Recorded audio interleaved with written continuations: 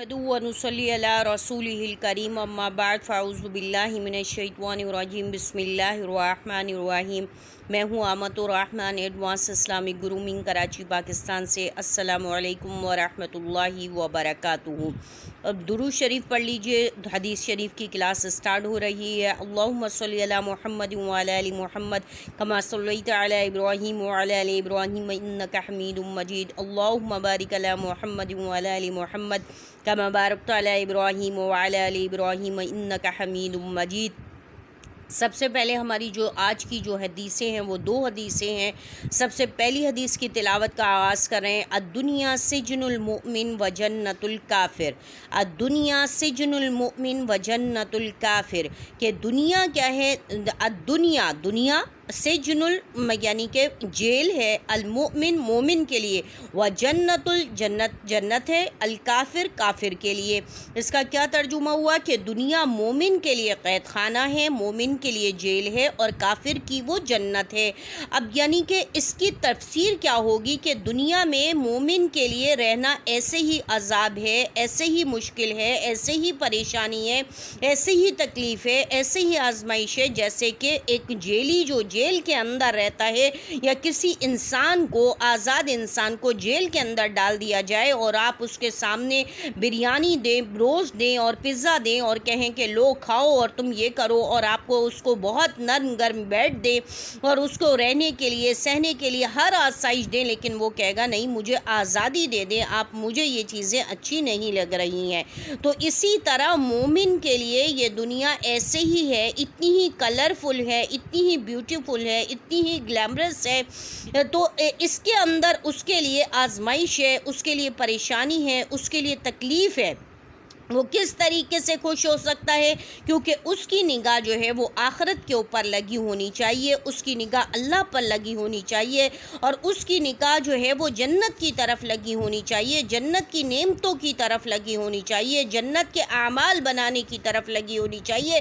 उसके लिए तो ये दुनिया एक आजमाइश है, एक इम्तिहान है, एक परेशानी है, एक तकलीफ़ है, एक मुश्किल तरीन जो है वो कैद खाना है। लेकिन व जन्नतुल काफिर, और काफिर के लिए आप देखें सारी लग्जरीज़ हैं, सारी खूबसूरती है, सारी जहानत है, उनके यहाँ का मौसम भी खूबसूरत होता है, चीज़ें भी फ़र्स्ट क्लास होती हैं, खूबसूरती भी है, उनके मुल्क जो है वो सारी कंट्रीज़, उनके सिटीज़ जो हैं उनका सारा सिस्टम जो है वो बहुत खूबसूरत होता है, क्योंकि उनके लिए बस यही दुनिया है और मरने के बाद उनका कोई हिस्सा नहीं है, और मरने के बाद जो है उनके लिए जहन्नुम है। और जैसे हमारे लिए दुनिया की ज़िंदगी हमारे लिए बाज़ औक़ात जो है वो बहुत मुश्किल हो जाती है, तो हम जो है वो कह देते हैं कि दुनिया ऐसे हमारे लिए ज़िंदगी जहन्नुम बन गई है। तो असल में ज़िंदगी हमारे लिए जहन्नुम से ही है। जैसे कि जहन्नुम के अंदर जाने के लिए इंसान को कितनी मुश्किलात हैं, तकालीफ़ हैं, ये काफिर को ही अंदाज़ा होगा जब वो उसके अंदर जाएंगे।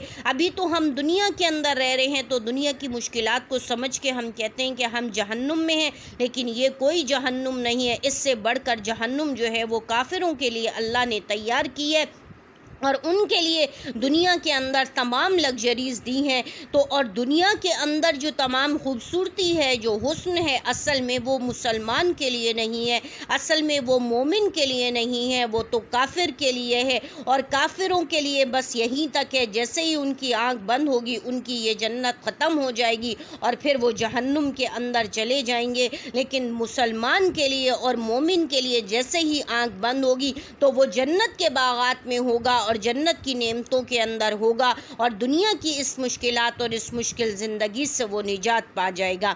दूसरी हदीस है, अस्सिवाकु मुतहहरतुम लिलफम्मि व मरज़ातुल लिरब्बि।